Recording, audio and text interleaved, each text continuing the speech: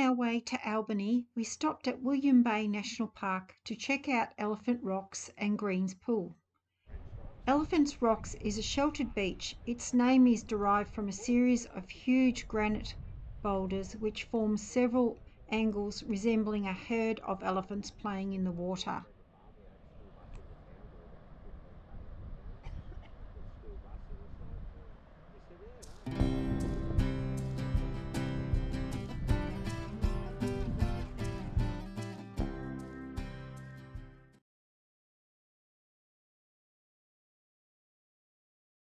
What makes it even better is the colour of the water, which is crystal clear and pale green blue, which contrasts really nicely with the rocks.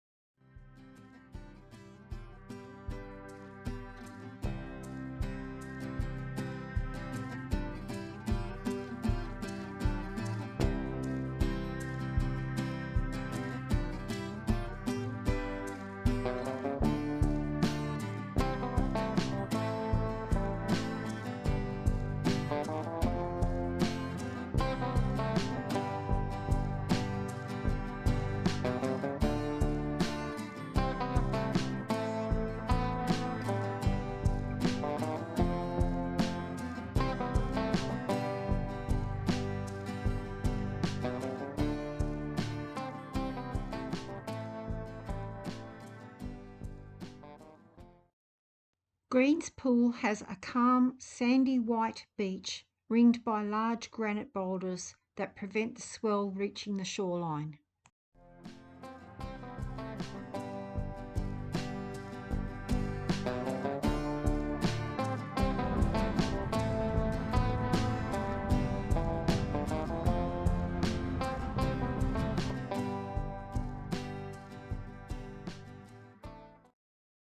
We checked out the wooden chainsaw sculptures. The detail in the artwork is amazing.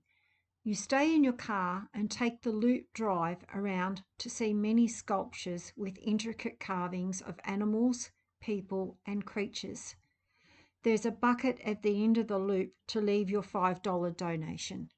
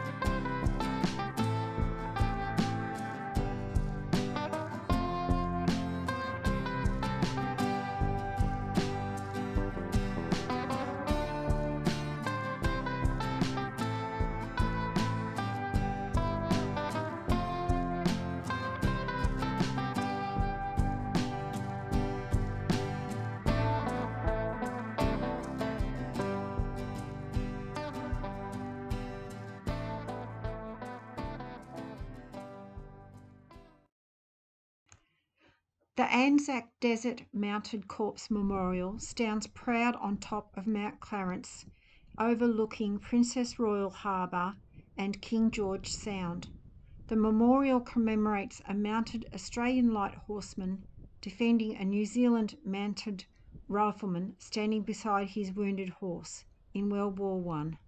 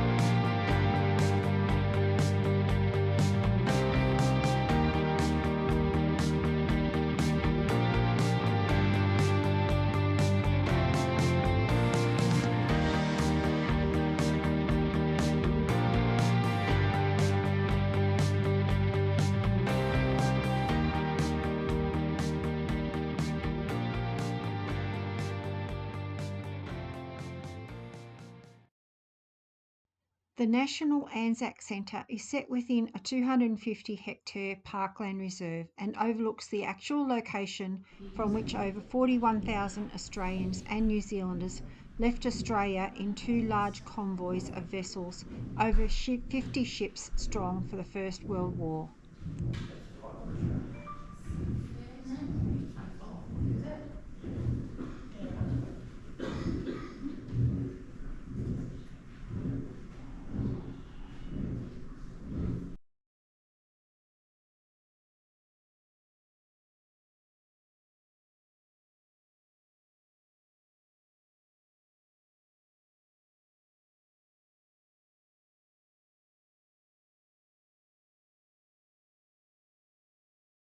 On entering the centre, you are given a card of an actual serviceman or woman to follow their experience.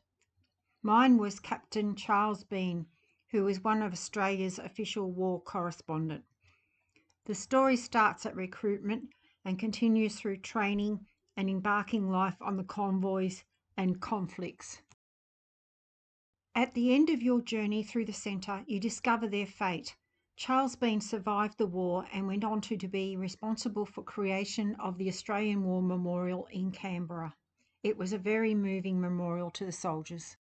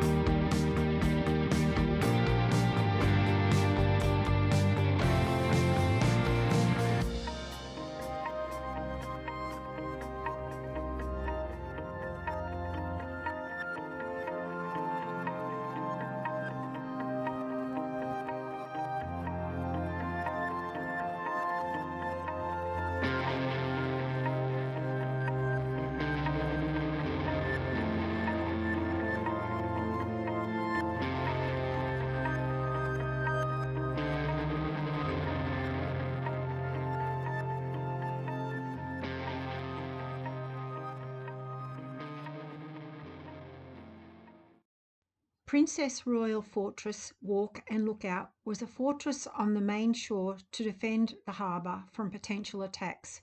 It was built as a result of all the Australian states contributing money and the Imperial British government providing guns. The underground bunker is built into the mountainside and leads to two big guns via stone-walled trenches.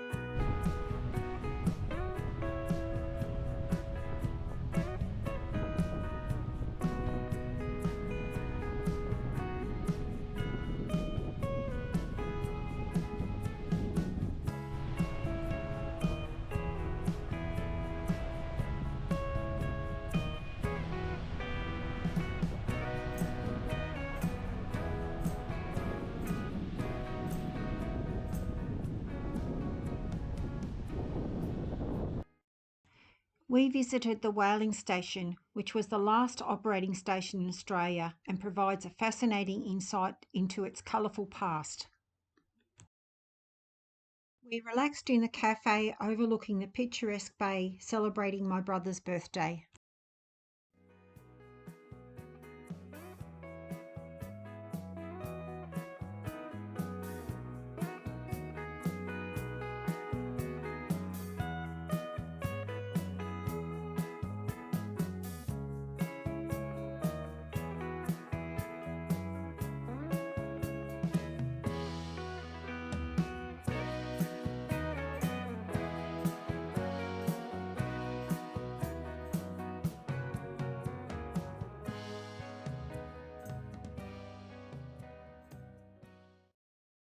The whaling station operated from 1952 to 1978.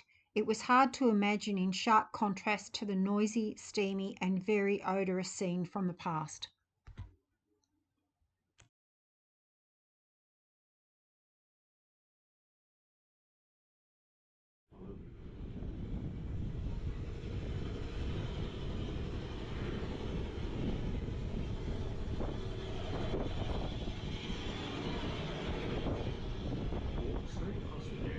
The silver hoist, which is known as a derrick, and stand next to it. It gets a bit messy and a bit dangerous up here.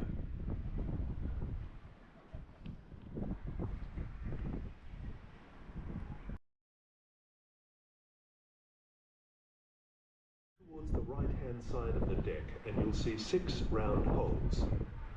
5 are covered, and 1 is open, with a guardrail around it. They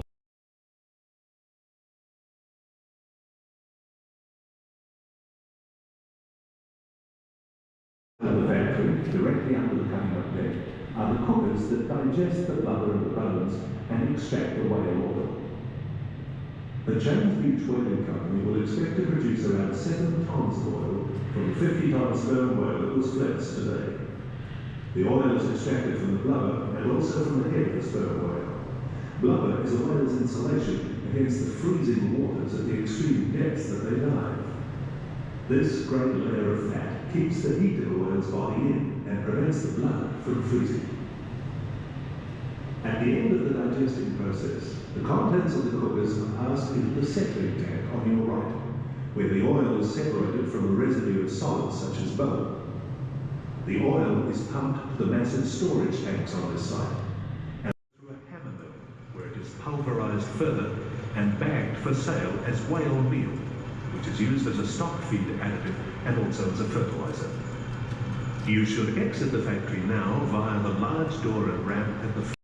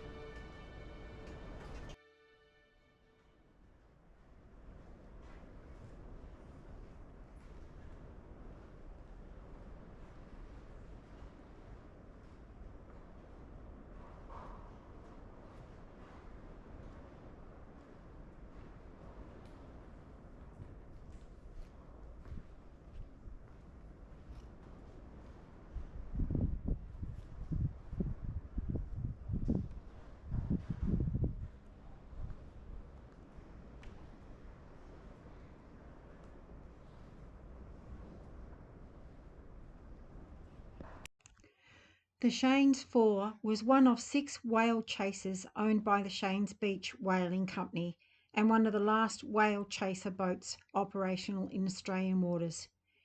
It was great to be able to walk around the ship.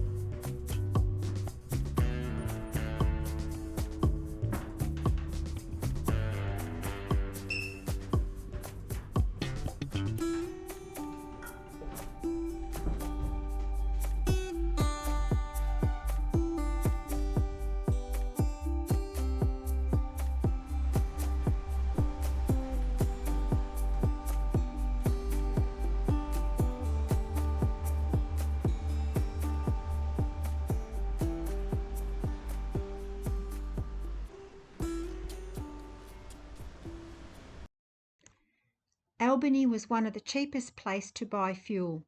Wish it was this price back home.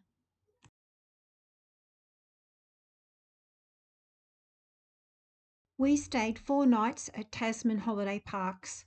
The sites were all drive-through and easy to get onto, and many had onsets. We loved the pizza ovens in the well-equipped camp kitchen.